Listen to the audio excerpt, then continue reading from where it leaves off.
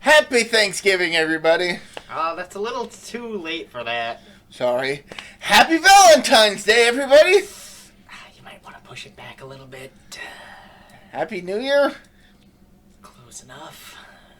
Hello and welcome to another edition of ProtoBalls Talks. I'm ProtoMet. Hello. This is Barry. My recycled balls. Still not over the fact that he's no longer the balls. I'm no longer the ball. I am the balls. But could have fooled me. It is. It's been a while.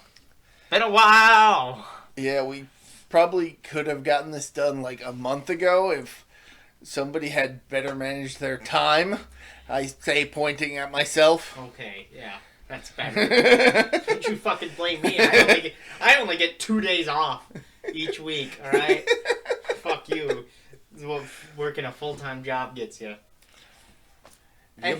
Anyways, so today we're watching a movie. We are watching the third of the Scooby-Doo Brain Trust Fit quadrilogy. And arguably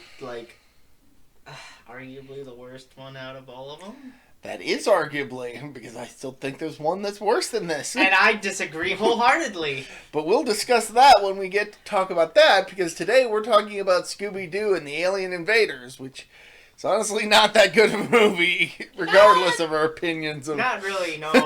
That's why I think outright it's probably the worst of the four. Because it's so boring. It is so boring. It has an interesting idea that is fucked up and mucked up like not even 20 minutes into the movie. Also, I'm pretty sure there's like war crimes going on in this movie or something. There are some war crimes going on.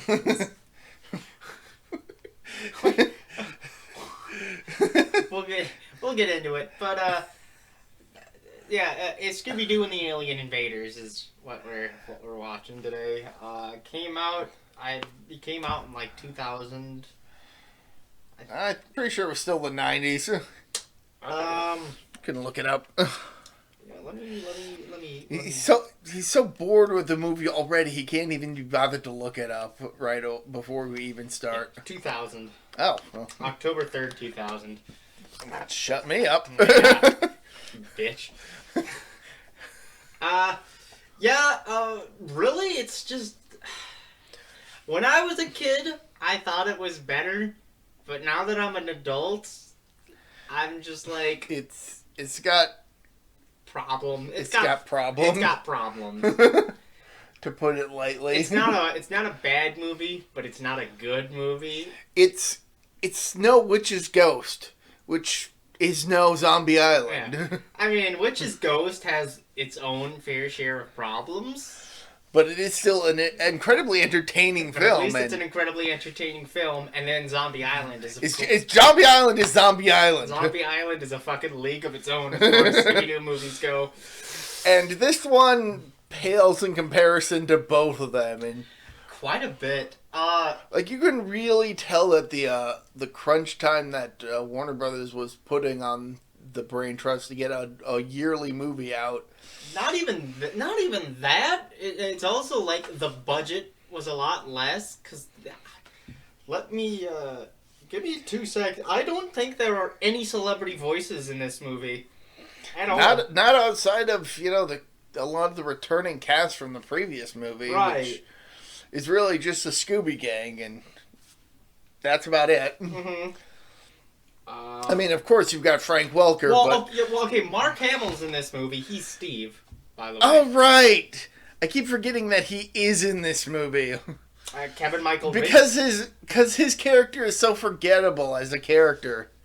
Yeah. Also, Kevin Michael Richardson is in like friggin' everything. Yeah, he's like. But yeah, like outside of some of those names, like Jeff Bennett is Lester. Yeah, but he's still been in a lot of stuff. Yep, he's Johnny. Yeah, Johnny Bravo. Yeah. I think he played Wesker in something in one of the Resident Evil things. I don't know which one specifically. He was Petrie in The Land Before Time. Oh, nice! Yay! Oh, fucking nice, dude. Cool story, bro. Give me a second. I am going to get back to you on that. In the meantime, I'll start on the plot. Which is to say, fucking, like... Scooby and the gang are traveling through the desert, and they run into car troubles and have to go into the local nearby town.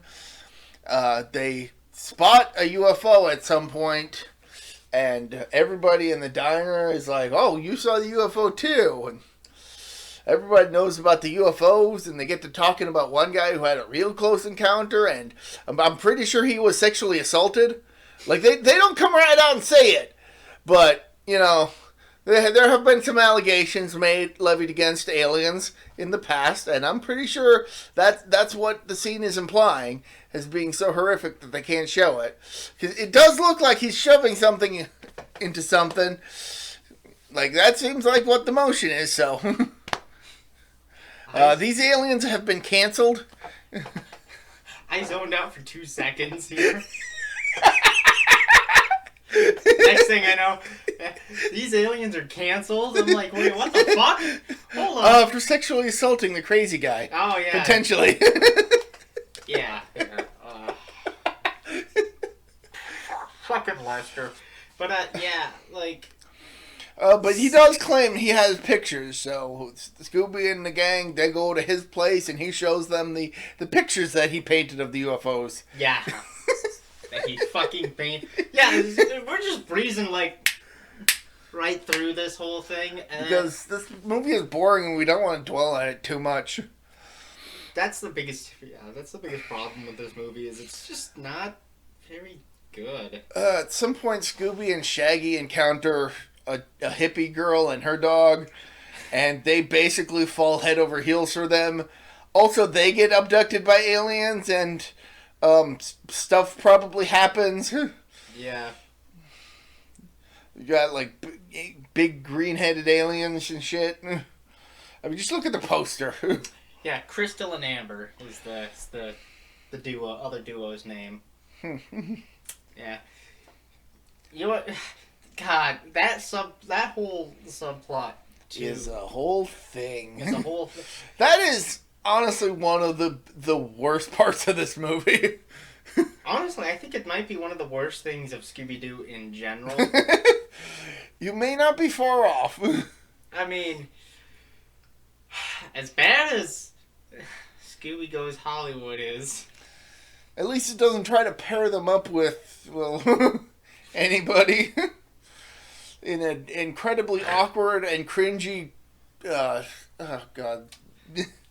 I need to explain that Scooby Goes Hollywood was bad for me because literally for a month afterward I had one of the songs stuck in my head.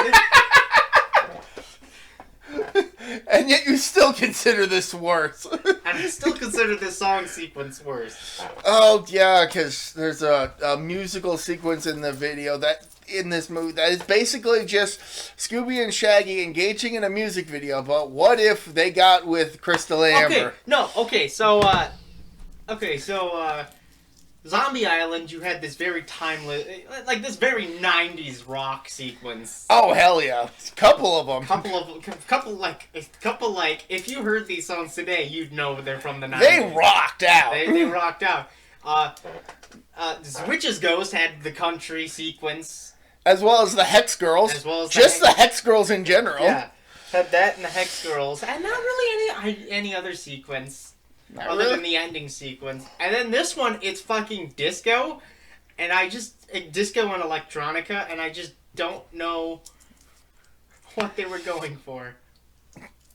Yeah, it's definitely very hippie vibe. The movie takes place like in Roswell, that area. Somewhere up thereabouts. Like the Nevada desert. For some New reason. Mexico. Yeah.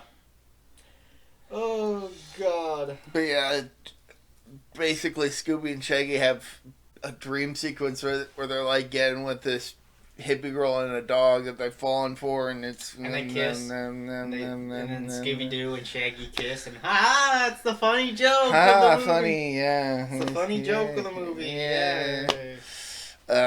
Let's move on. They also fucking meet that their car breaks down. I think we mentioned that. Yes? Yep, I did mention that. Okay, their car breaks down, so they go to the mechanic, who's like Native American, but also like a huge dick. Yeah, he's. And it gets explained why he's such a huge dick later. But he's such a minor character in the movie.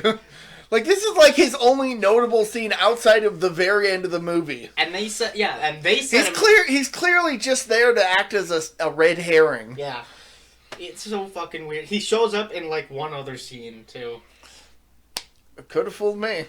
He shows up in the scene where they're driving out to the satellite area, to the satellite headquarters, and he's just out on the side of the road, messing with something that will be explained later. Anyways, yeah. So they meet the guys at the satellite who are searching for it. It's basically a SETI facility, search for extraterrestrial intelligence. Yeah, South. That's what that's called in the movie, but it's basically SETI. It's SETI. Which is yeah. Velma notices something very suspicious about them. They've got mud on their boots, which means they've been outside a lot.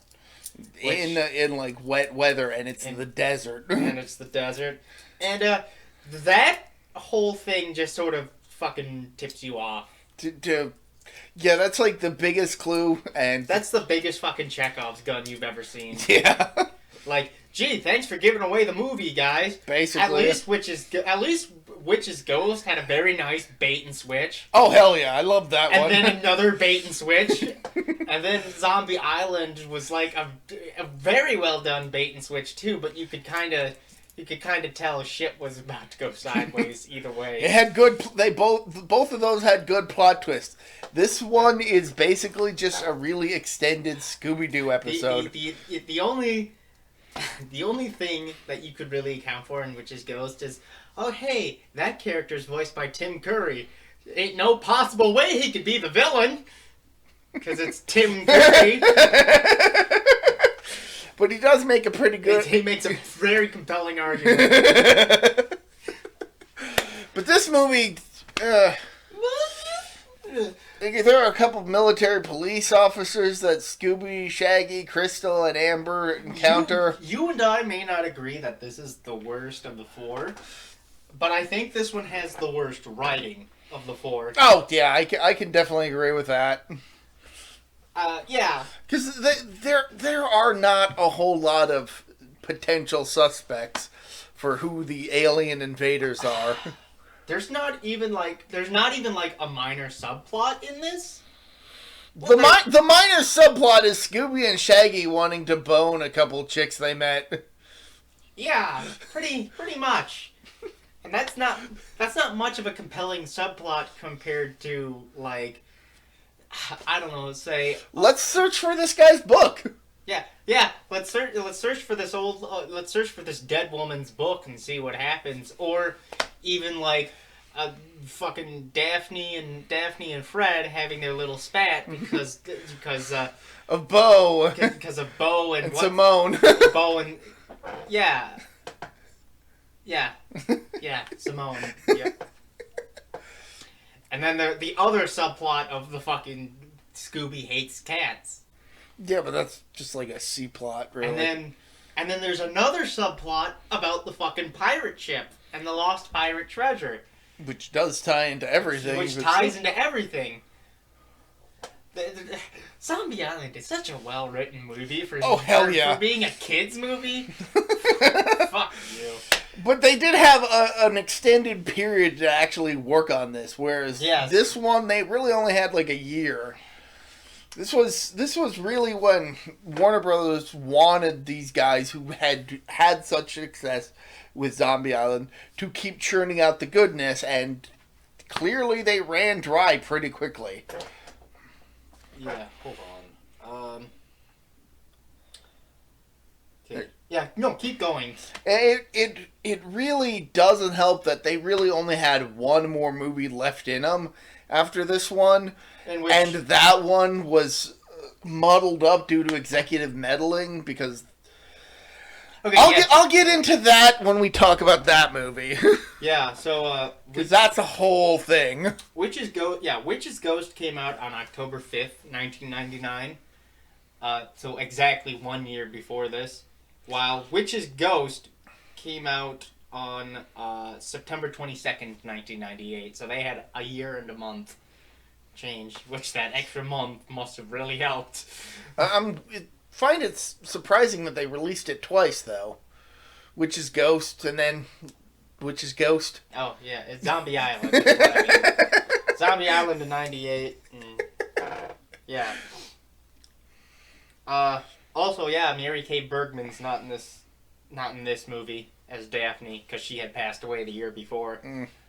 So this is the first one with Great Little Isle in it, then. I believe it is. Yes. And she has continued to voice the character since, with the exception of a couple movies. No. This is the last one with Mary Kay Bergman. Okay.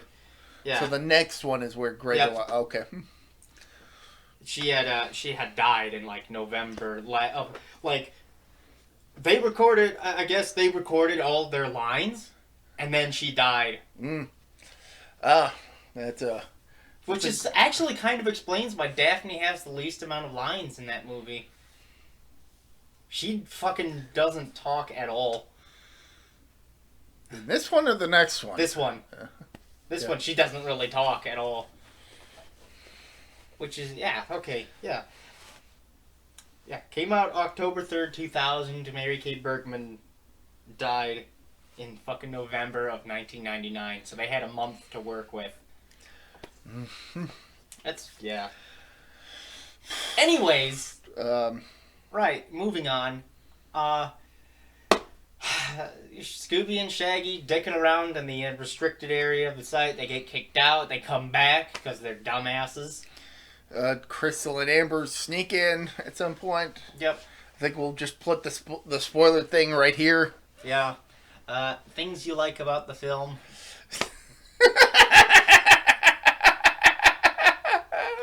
Yeah. That's a trick question. It's a trick question. There's not a whole lot to like about this film.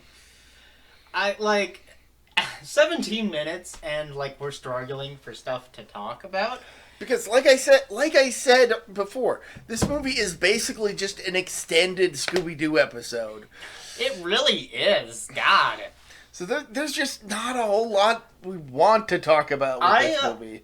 You know what this reminds me of the Space Kook episode.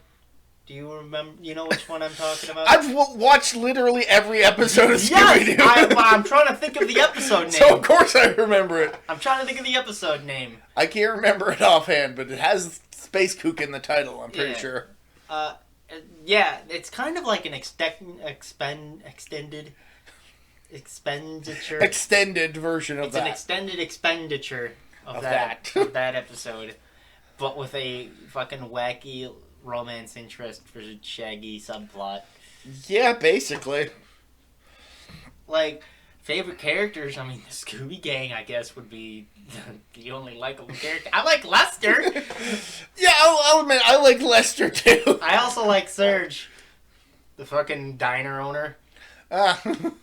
It's just like, Lester, if you fucking keep talking, I'm kicking you out, you bastard! In not that many words. Yeah, not that many words, but he's like, hey, don't you start no trouble! Yeah. There's also the waitress. And she's okay. She's okay. But, yeah. That's like it for likable characters. All the South guys are very boring. Yep. And the MPs are just, they're just MPs. They don't get much personality beyond, hey, we're kind of dicks. Hey, we're big, tough guys. Yeah. Yeah. So I've been, It's sad like, because earlier today I was watching 12 Angry Men, which is a very excellent movie, and we should do it sometime. Fine. Both the original and the remake. There was a second one? There's one from 57 and there's one from 97, which has Jack Lemmon and George C. Scott in it.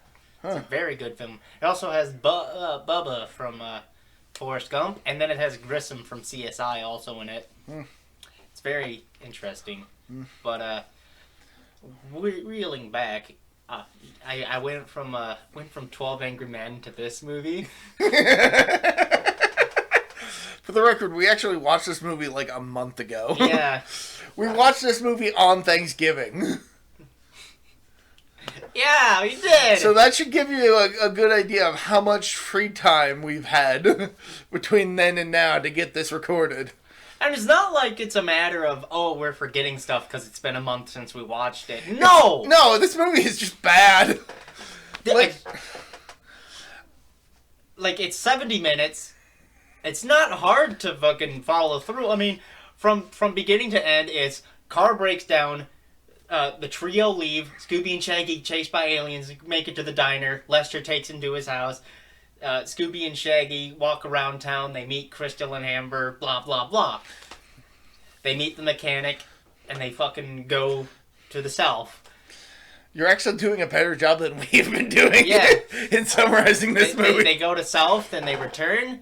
And then Scooby and Shaggy fucking meet up with Crystal and Amber. They go in the restricted area, and then they get kicked out, and then they come back, and that's where the spoiler part was.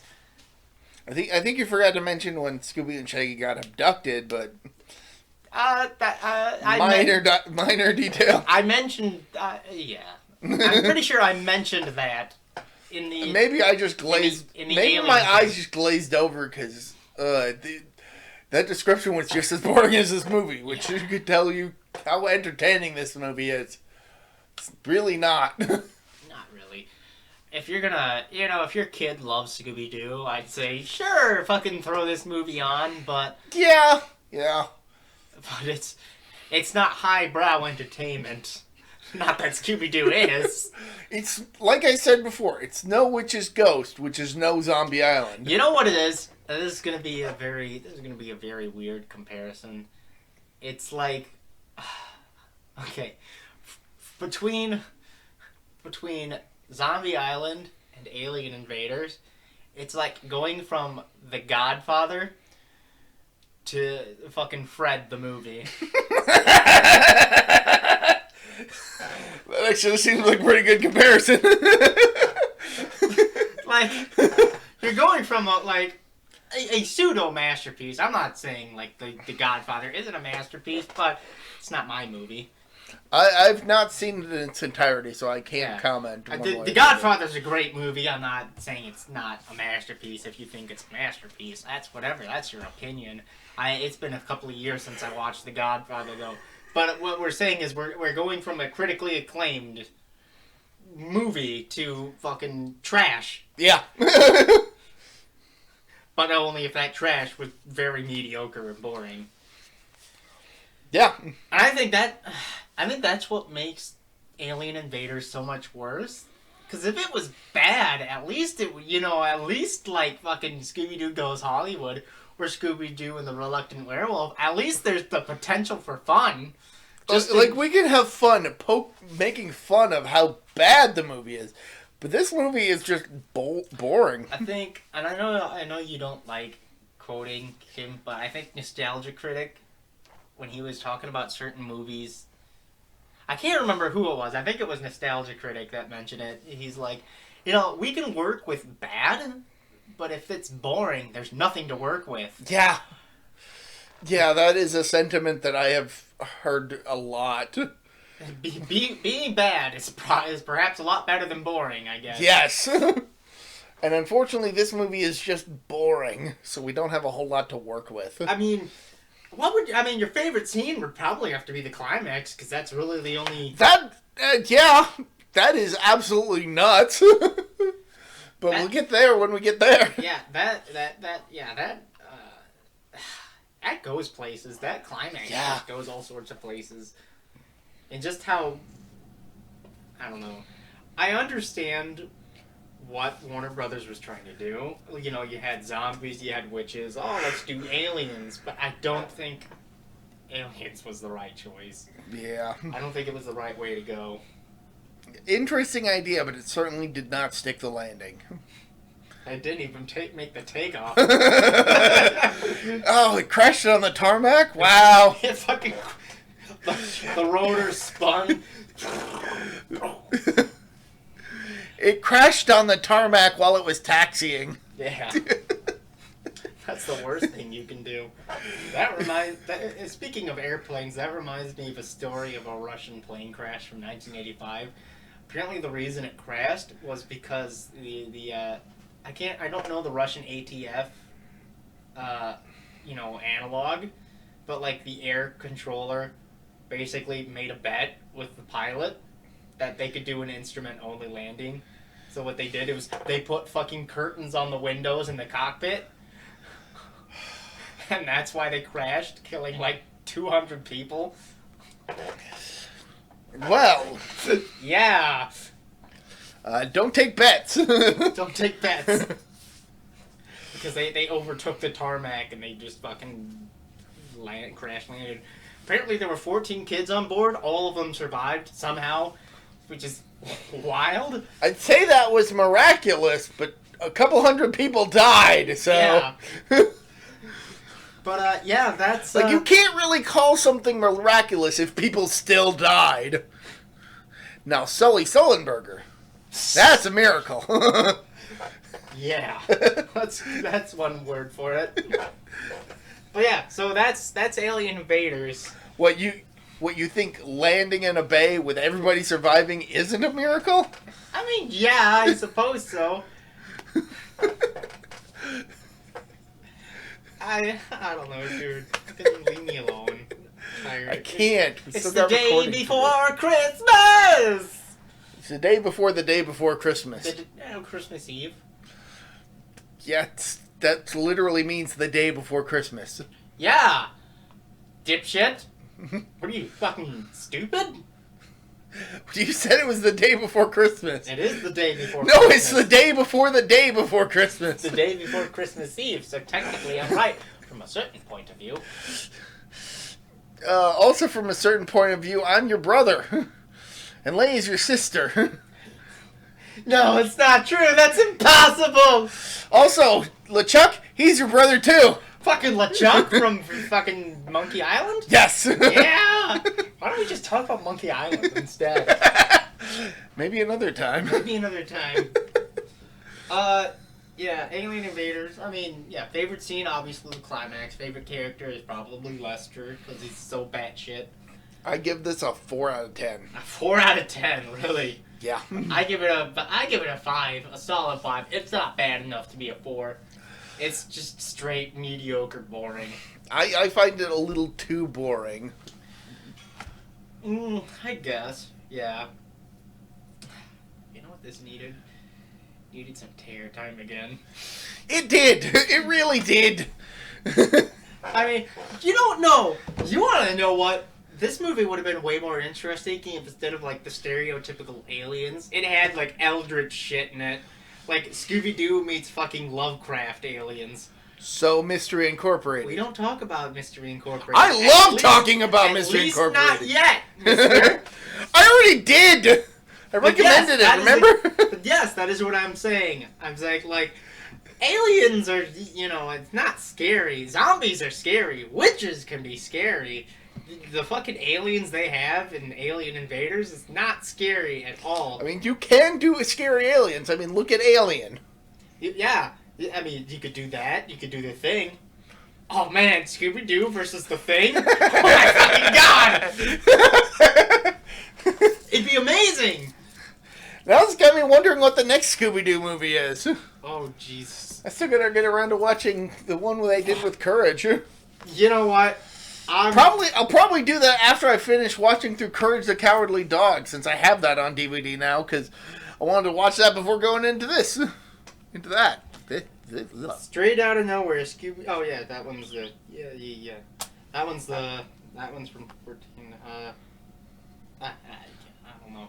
Next one's supposed to come out next year, but it's not. Titled? Just doesn't not titled yet. Okay. It's just Scooby-Doo 2022. Okay. I was reminded of a joke. I'm like, let me guess, the next movie's gonna be Scooby-Doo meets Willy Wonka or some shit. Just like but then you remember. Tom. For those of you who don't know, there was a version of Willy Wonka and the Chocolate Factory that had Tom and Jerry in it for really no reason other than to have Tom and Jerry in it. And it was the entire fucking movie! It was the entire Willy Wonka and the Chocolate Factory, but Tom and Jerry were there also. Why? Why indeed? And it had and the animation was some of the most terrifying I've seen ever. Those fucking dead eyes of Willy Wonka staring into your soul. God, Jesus. I'd say we should cover that at some point, but that would require one of us either renting or owning the movie. And it would still require us to actually watch it. It would require one of us to make the monetary sacrifice and both of us to make this visual sacrifice. And I don't think we're ready for that kind of commitment. No. I'm certainly not ready for that commitment. It's and it's not like, you know, Charlie and the Chocolate Factory, which is like the 2004 remake of. Yeah, no, this is just straight up the Gene Wilder version of Willy Wonka and the Chocolate Factory. It's with like Gene Wilder analog. It's not actually Gene Wilder because he was dead by that point, but it's still just Willy Wonka and the Chocolate Factory, and Tom and Jerry are there. God, it's so wild. Like, who thought that was a good idea? Who thought any of the recent Tom and Jerry movies were a good idea? We've got to have money. Well, there you go. That answers that question. That line is literally from one of the Tom and Jerry movies. I know! I'm talking to the audience here. Hey, I'm talking here. You want to fuck? 32 minutes in. Look at us. Let's go. Yeah, but a good chunk of that time is us griping about stuff that's not actually the movie's plot. We're talking about stuff that is better than this movie. That should arguably. That should tell you how shit. And we haven't even gotten to the recommendations yet. Yeah, we haven't even gotten to the recommendations yet. Like Scooby-Doo Betrayal at Mystery Mansion. I'm kidding.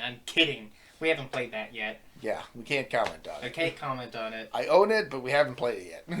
We gotta get Zach over one of these. You know what? Tomorrow. Maybe. Maybe, yeah. Depends on how long that thing Mom wants me to do is. What is she? Yeah, we'll talk about it afterwards. Yeah. Yes, Alien Invaders, man. Fucking, yeah, 5 out of 10. Anyway, long story short, quick spoilers. There's fucking gold in the mine. And the not SETI guys are there mining it, and the MPs are there because... They're literally paid actors. Pretty much. Like, I think they actually are MPs, but they're being paid off not to say anything. Yeah. Because legally, all the gold in the mine would belong to the government. And so they're just trying to hoard all the gold for themselves. Which is fucking hilarious because I don't know if that's how that works. I don't either, but for the purposes of this movie... I'm trying to think here. Oh, and Crystal and Amber are real aliens who are there to investigate the alien sightings on Earth. I imagine it'd probably be something like Eminent Domain, where it's like, give me it, it's mine! Maybe. Which is what the government does. Eminent Domain is like, say you own a house, but it's on the border, and the government will be like, oh, we're taking your property now. We own it now, because we're... Yeah. We're doing it for protection. But yeah, it turns out Crystal and Amber are actual aliens who... We spook the MPs. And then shenanigans, Fred, Daphne, and Velma get caught by the SETI guys, and then Crystal and Amber show up and they scare them off, and there's this just a whole crazy sequence. There's this fucking weird sequence where Amber fucking bends a steel beam, right? So she's clearly strong enough to fucking bend steel. All right. But she's not strong enough to fight a fucking loader, which is just odd to me. Yeah. And Crystal is like downright fucking worthless because she trips on the ground. Help! I've fallen and I can't get up! You're a liquid alien, I assume. You look like you're made of water. Yeah, you look like you're like a vacuous jellyfish Yeah, alien. Crystal is basically like a jelly alien, and Amber is a lizard alien. Kinda. She looks kind of like a xenomorph without the head. Yeah, that is a decent comparison. Think like a bluish alien xenomorph, but instead with more of a lizard head rather than a penis head. Like a cone head instead of that fucking penis head. Penis head, yeah. Very weird like comparison that somehow works, because as I was talking and as it was coming out of my mouth, I'm like, I don't know if that looks similar, but I'm running with it anyways because I've already got it halfway out my mouth. Penis head. Penis head. No, like the alien comparison. Yeah, no, that's actually a pretty decent comparison in terms of I wasn't sure. The basic structure.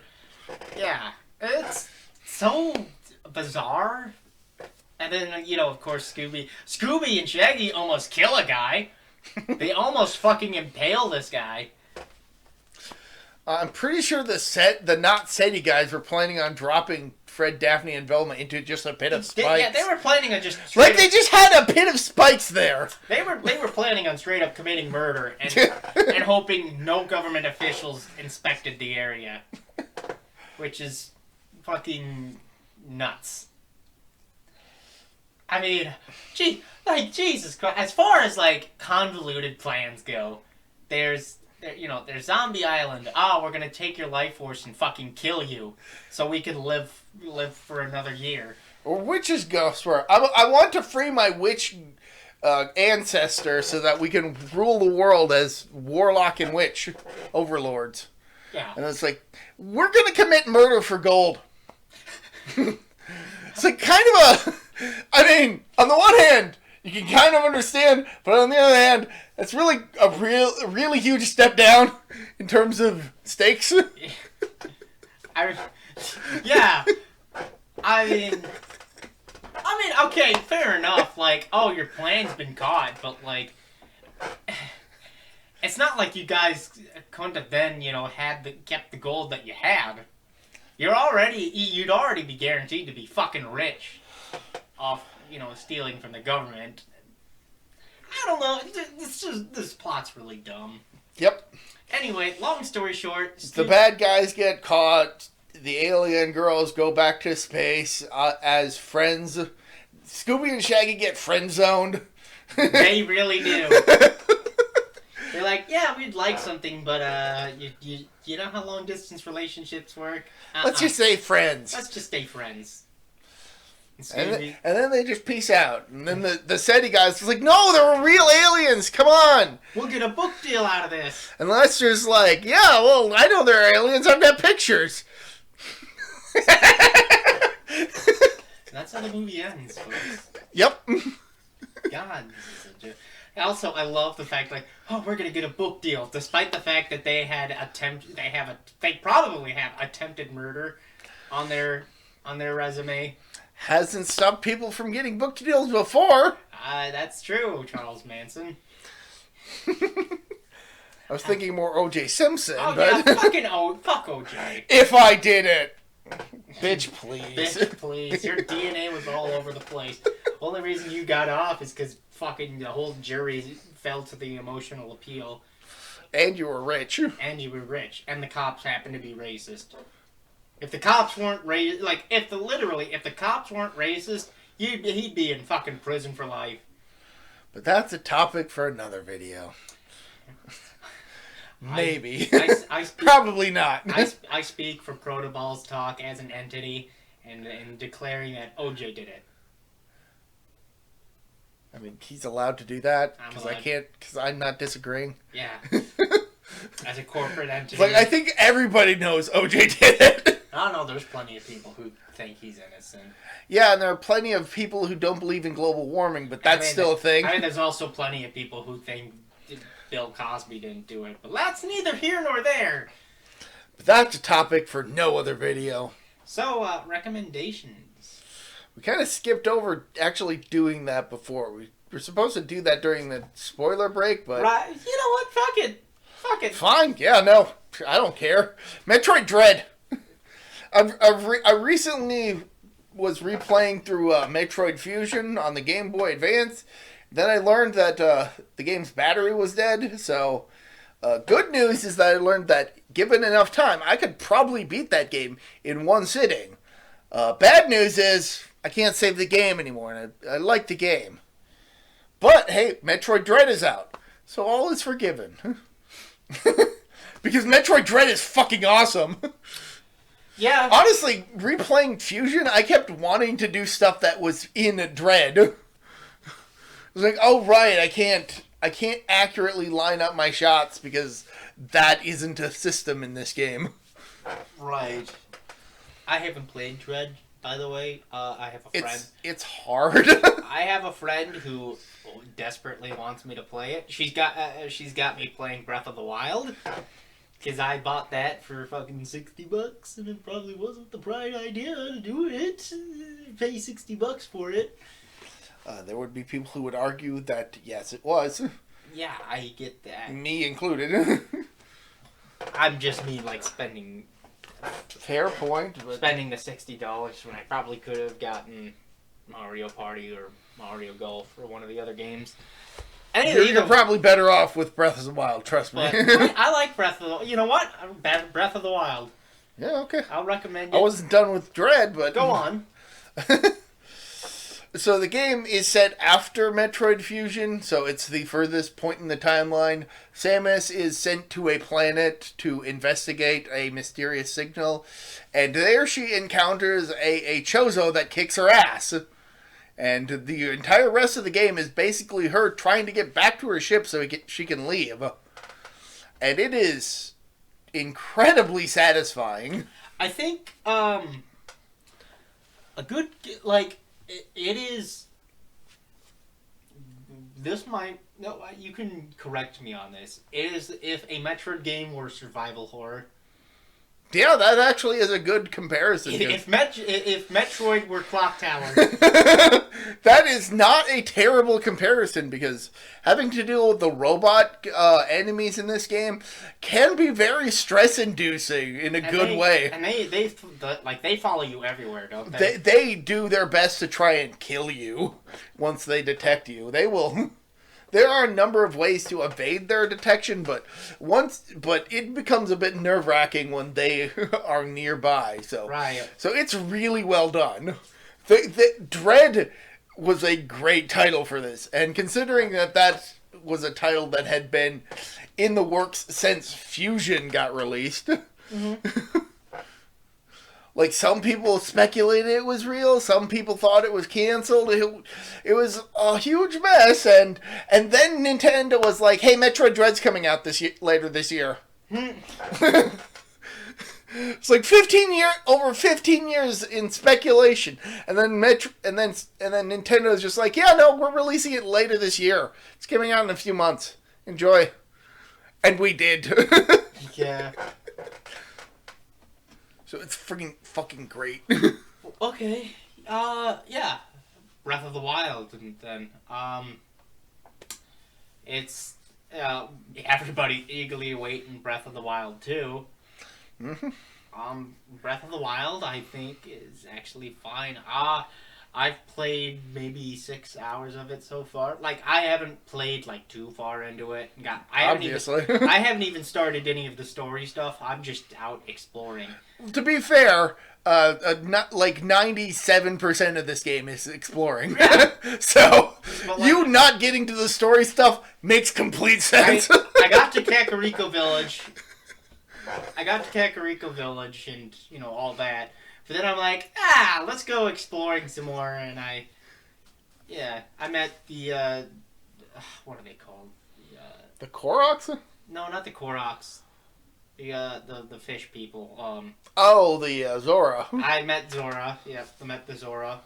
And then I was like, cool, I'm going to go explore some more. And then I accidentally wandered into, like, the hardest part of the game. Do you know which one? Like Hyrule, the Hyrule field, like right outside the castle. I accidentally wandered in there because I'm like, hey, look, there's a fucking tower to climb, and that took me 20 tries to get through because of all the fucking all the guardians, all the fucking guardians at that. The game is both easy and hard. Yeah, it does not hold your hand with its difficulty. You can accidentally wind up facing up against a really hard enemy. Yeah, and those they would one-shot me. That was so climbing up that tower was like, all right, I finally fucking made it. And it was like the best feeling of having finally accomplished it at 2 a.m. And I'm like, finally, I can go to bed now. The more you play the game, I think you'll find that the progression of getting you stronger actually feels incredibly rewarding. Oh yeah, the shrines are really fun to play because they're all mostly puzzle based. There's a couple of them. There's a couple in the early game that basically like teach you basic stuff, but then the later ones are all puzzle based, and it's really fun. There are a couple and there's combat ones. I was just gonna say. There's a couple that are combat ones, and those ones are actually really fun. Mm-hmm. Your items breaking, I think, is a fine idea. It was a point of criticism for a lot of people, but I eventually got used to it, and I think it makes sense. I just wish you could. You can buy weapons, right?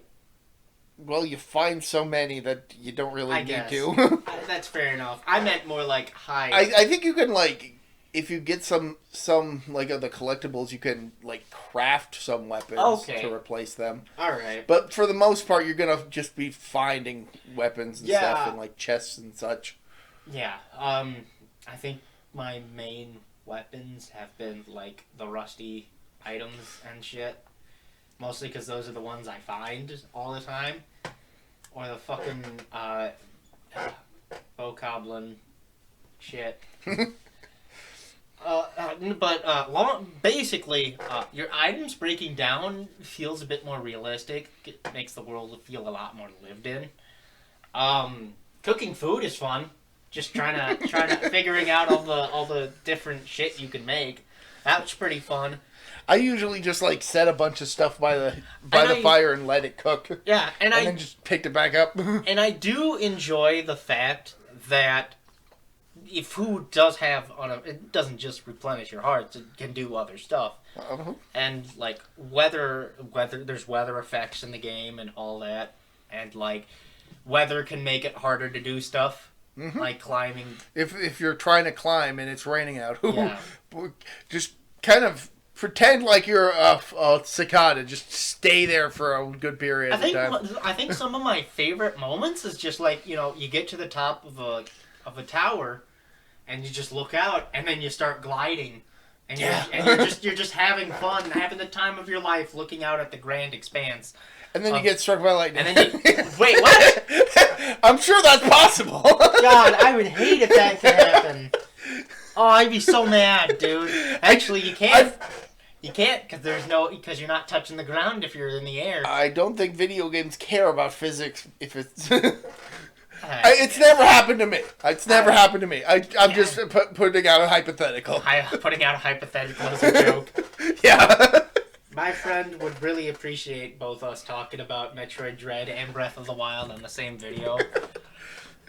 She'd be really happy about that. But yeah, the shrine, like I said, the shrines are fun. There's how many in there in the game? There's like 200. Oh, 120, I want to say. Okay, 120. It's been a couple of years since I've played through the game, so I might be misremembering the exact amount. It a lot of people there's sort of like a niche for open world kind of games. Yeah. Like open world games like Skyrim and Oblivion and all that. And Breath of the Wild certainly fits into that mold of sort of an open world game. I'm not saying they're similar. I'm not saying they're similar games, gameplay wise. I'm saying they're all open world, and like most MMOs are open world as well. I think Breath of the Wild really does the open world setting very well. It's definitely a play at your own pace kind of game. Yeah, Breath of the Wild is what I kind of wish Wind Waker was. Yeah, and Wind Waker is a very good comparison because that one has a lot of open space you can explore. Yeah, it wasn't... once you get to a certain point in the story. Otherwise, exactly. I was about to say, isn't the first third of the game extremely linear? Exactly. You are only allowed to explore like an L-shaped area of the sea. That it reminds me of it's actually kind of the reverse of like games like Resident Evil and Resident Evil 2, where there's this wide open expanse of stuff for you to explore, and then as the game goes on, it gets more and more linear as far as the choices you can make go. Wind Waker is the exact opposite. You've got very limited choice in the early game, and then you hit a certain point, and then the rest of the world opens up, and you can finally explore this big open sea. And I think Wind Waker, or not Wind Waker, I think Breath of the Wild does the early game very well, because it still gives you a lot of choice, just not as much choice. It does a good job of kind of easing you into it by being a bit linear while still offering a lot of exploration options. I will admit, the early game, I was kind of dumb. I didn't realize you had to cook food in order to get its status effect. So I ate like the raw materials thinking I'd be fine. And I was like, what the fuck is going on here? Just like real life. Yeah.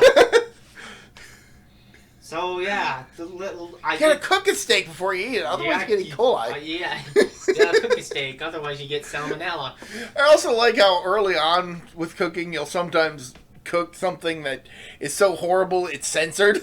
Oh God, yes, that's right. Cooking bad food is censored because it's a very Japanese trope of like food that looks so awful that it's censored. Yeah. Because it's almost like pornography.